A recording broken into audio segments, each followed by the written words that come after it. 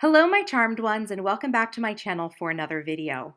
For those of you who have been asking me to do more of my lazy girl cookbook recipe videos, today's video is going to be a real treat.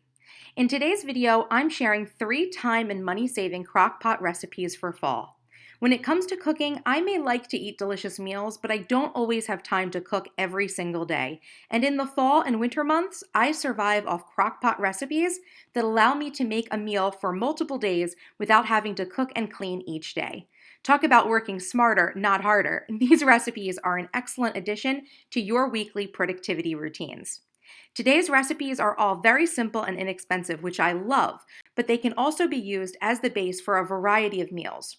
The recipes I'm sharing today are for a deconstructed chicken pot pie, honey garlic chicken, and a cranberry pork loin. You'll see how I serve each meal on day 1, but I also give you some alternate ideas for how to serve them so you can create variety, even if you use these recipes over a period of days or make them frequently. I hope you enjoy, and let's get started. The first recipe I'm going to share is going to be for this delicious deconstructed chicken pot pie. Okay, so we're going to start off here with this recipe with a package of boneless, skinless chicken breasts. The original recipe that I'm using for this meal calls for 1 pound of chicken breast, but I'm kind of making a little bit more. So this is closer to 2 pounds. So what I've done is I've doubled the recipe, essentially.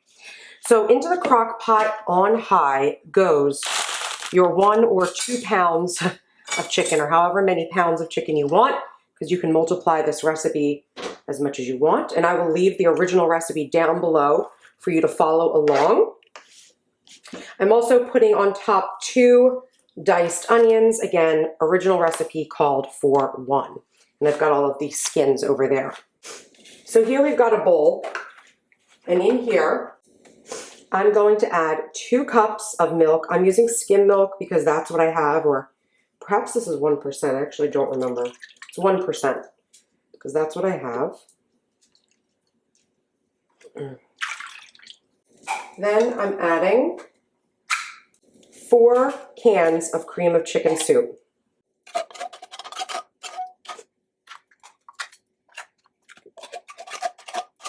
And I'm using like a 98% fat-free version to make this like a little thinner.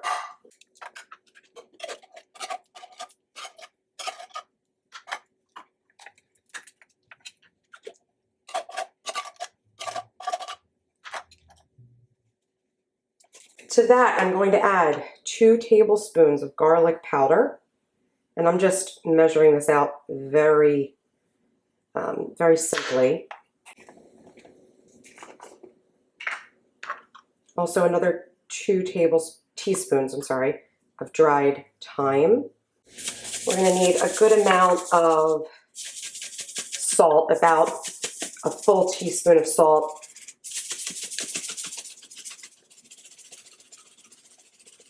So I'm going to do that, and then I will go back and taste it before I serve it to see if it needs more, because I don't want to overdo it on the salt. Also needs a teaspoon of black pepper. To be more precise, I could just measure this out, but I'm just going to eyeball this, and I can adjust this later. Then this mixture gets whisked together until it's combined well.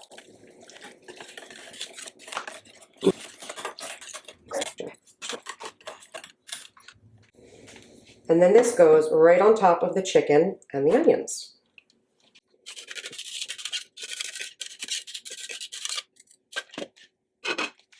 Now, this is already on high, and I can feel it's already heating up.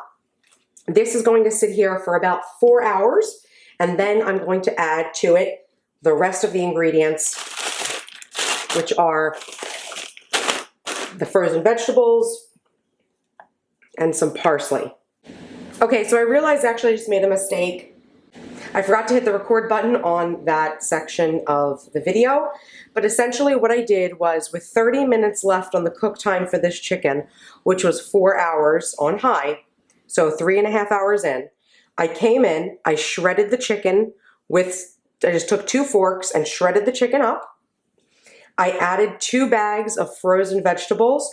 I personally added 1 bag of cut green beans and 1 bag mixed peas and corn. And again, I used 2 bags because I was doubling this recipe. And I also added 4 teaspoons of parsley flakes and then mixed it all together. So as you can see here, we actually have all the vegetables inside and the chicken has been shredded. So I'm going to go ahead and put the lid back on this and let this sit on high for an additional 30 minutes. And in the meantime, I'm actually going to go ahead and preheat the oven because I am making a package of these jumbo buttermilk biscuits to serve alongside this. So once this mixture is done, you could serve it any number of ways. The recipe I'm using suggests biscuits, so to put it in a bowl and serve it with a biscuit. I'm thinking you could also very easily take a French baguette or a nice hearty slice of Italian bread and use that as kind of like a trencher and then serve that alongside of the chicken pot pie mixture as well. And finally, you could probably even do a bread bowl with this. Take, a very large, like pub style piece of bread or pretzel roll, something like that. Slice the top off, scoop out the bread inside, and then fill the bowl with the mixture. So there's a couple of different ways you could serve this. You could even I could even say that it would be great on top of rice or any sort of grain, quinoa, anything like that. I guess if you like couscous, anything like that, and even pasta. If you're someone who does like pasta, I would think like a shorter noodle, maybe like a penne, a rigatoni, something like that would do really well with this on top of it. So there's going to be a lot of different ways you're going to actually be able to serve this, but I'm serving it with buttermilk biscuits, so I have to preheat the oven for this. Okay, so now it looks like our chicken pot pie is done.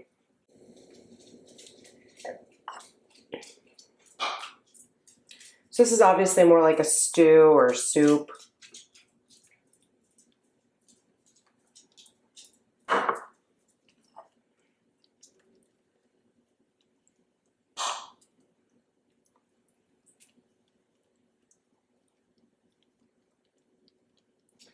And we have plenty here for a couple of nights, which is good. And that's how they'll be served.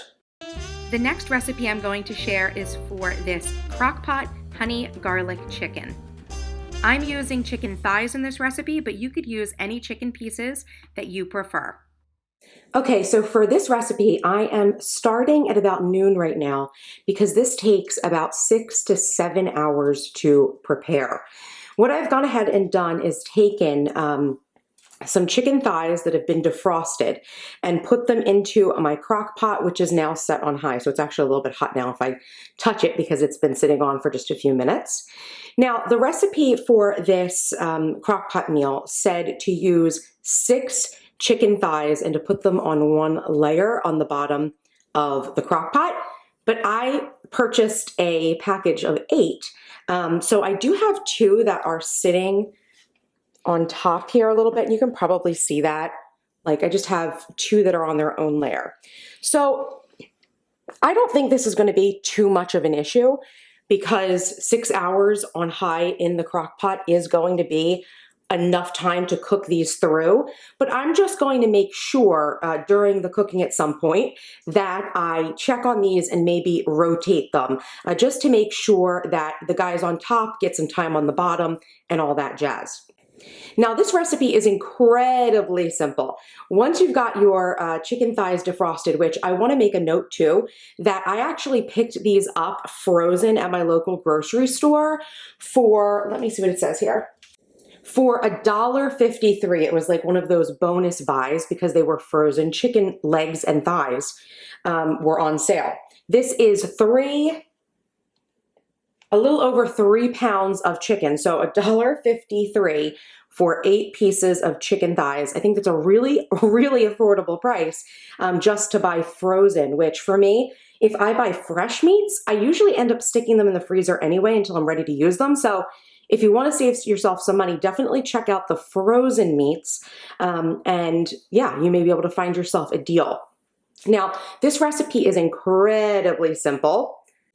It really only focuses on just a few ingredients. So the chicken, some honey, some ketchup, light soy sauce is what they call for in the recipe, but I'm sure you can get away with regular, and some minced garlic.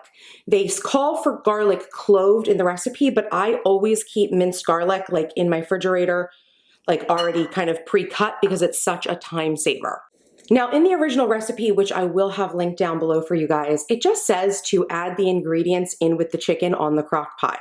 But being somewhat of a more experienced crock pot user, I decided that what I really need to do, because a lot of these are thick, especially the honey and the ketchup and the minced garlic, are just thicker, and obviously the garlic is, actual pieces.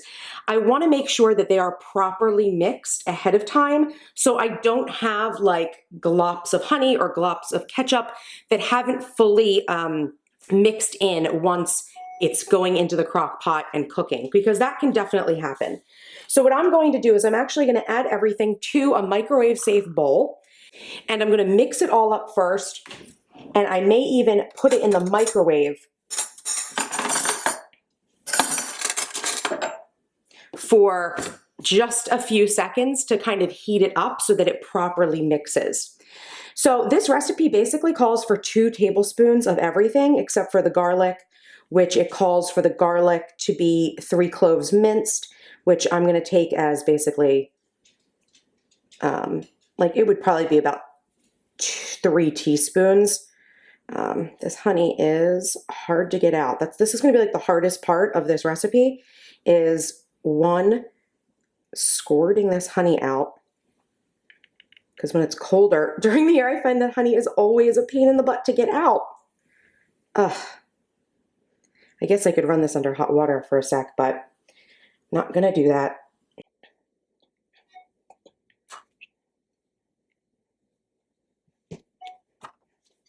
Gonna pull out a backup spoon to help me with this.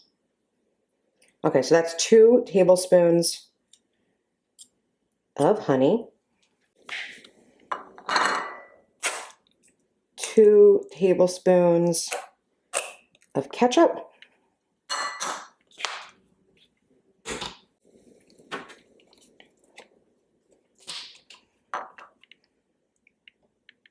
2 tablespoons of the soy sauce, and I'm just going to take, that's actually probably 2 cloves of garlic there. I'll call that 3 cloves of garlic. Just eyeball it. You know about how big a clove of garlic is. So we've got that minced garlic added to the mix here. Okay, now what I'm going to do is using just a whisk here. Just going to whisk this up together. And the honey is very hard to mix in, but eventually it will start to emulsify in with this mixture, which is great. And if I can warm it up here, I'm not going to have to do it in the microwave. So just keep that in mind. If you ever have things like honey or really sticky sorts of ingredients that you don't really feel like are mixing well into either a crock pot meal or even into like a sauce, or if you're making a dressing or anything like that, don't be afraid to go ahead and make sure, number 1, that you mix them separately if the recipe doesn't call for it. And 2, make sure you can go ahead and pop that into the microwave. Okay, so I'm not going to need to microwave this. I'm getting it so it's nice and easy for me to whisk. Okay, so I'm going to go ahead and add this to the chicken.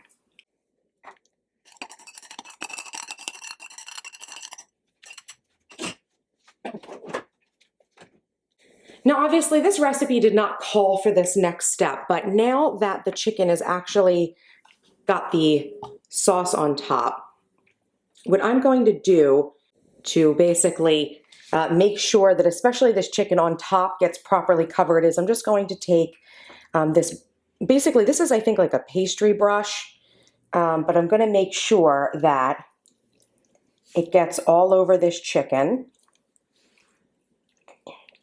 because the natural inclination for this mixture would be to go right to the bottom, and I do want to make sure that these pieces of chicken that are on top are getting enough of the flavor. Okay? Again, you could even marinate this chicken in this mixture ahead of time if you wanted to. If I was doing this as a freezer meal, that's probably what I would do. And then just take the freezer bag full of the chicken and the mixture and, empty it into the crock pot on high. So definitely many different ways you can go ahead and prep this meal for yourself, but I'm just going to go ahead and pop the lid on here and let this sit. I'm probably going to come and check on it in about 3 hours, like halfway through, just because I do have those 2 pieces of chicken on the top. So I'm going to rotate the bunch to make sure that everyone is kind of getting their allotted cook time in the juices that are going to fall at the bottom. Okay, so now it is much later. It has been about 6.5, maybe like 6 hours and like 40-ish minutes, and that this chicken has been inside of the crock pot, and it is officially done.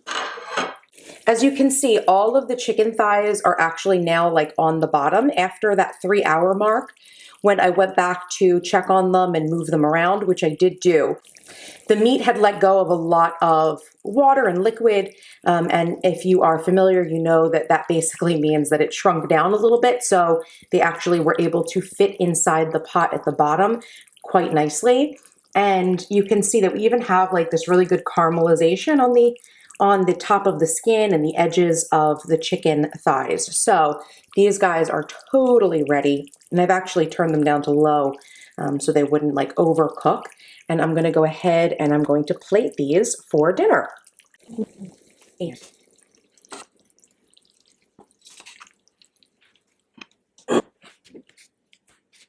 Okay, so as you can see, here is the meal plated. There are a total of 8 of these chicken thighs that I've made, and we're just going to have 2 each over 2 nights. So we do have leftovers for tomorrow, which is wonderful. And as you can see, I'm serving these with a side of a big old sweet potato, which would make a really good filling, very healthy carb for this meal. You could also use a variety of different sides, carbs, veggies, whatever you like. Rice would be great with this. Quinoa would be good. A vegetable medley, pasta, you name it. You could serve this with a number of sides, or regular, potato instead of a sweet potato. But this is what we are having for dinner. So I'm going to go ahead and put the toppings on these sweet potatoes, and we'll dig in. And the third and final crock-pot recipe I'm sharing with you today is for this hearty cranberry pork tenderloin. So the first thing we want to do with this pork loin is actually just take a fork, and we're just going to pierce it all over. I'm going to keep this whole. I'm going to try not to pull this so it doesn't become pulled pork. Then I'm going to sprinkle it with some salt. And this is just fine sea salt. Next, we're going to go ahead and stick this guy into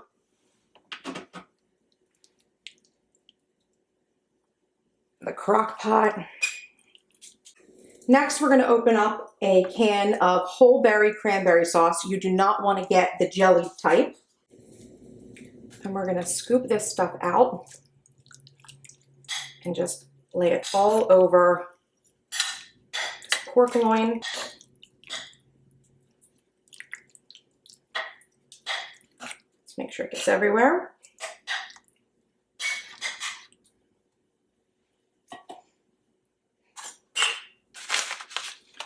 Then we're going to take a packet of onion soup mix.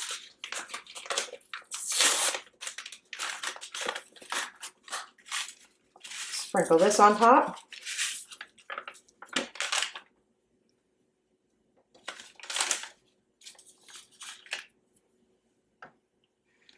And then some Dijon mustard. 2 tablespoons. 2 tablespoons of this.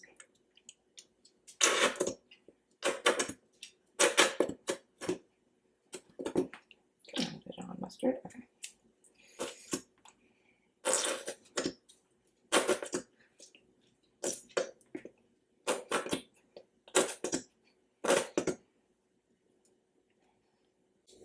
I'm going to go ahead and just mix some of this up. I just want to make sure it mixes equally so we don't have sections of this pork loin that are missed or have chunks, because the onion soup mix can easily kind of get hard as it heats up if it's not incorporated. Okay. Then I'm just going to go ahead and cover this and let it sit for about 6 to 8 hours. I'll check on it a little bit later, but this is only 3 pounds, so I don't think that it's going to need the full 8 hours to cook on high. So this is what the pork will look like after about 7 hours in the crock pot. It definitely looks done and it's nice and bubbly, and you want to check to make sure it's fork tender. That means it's ready.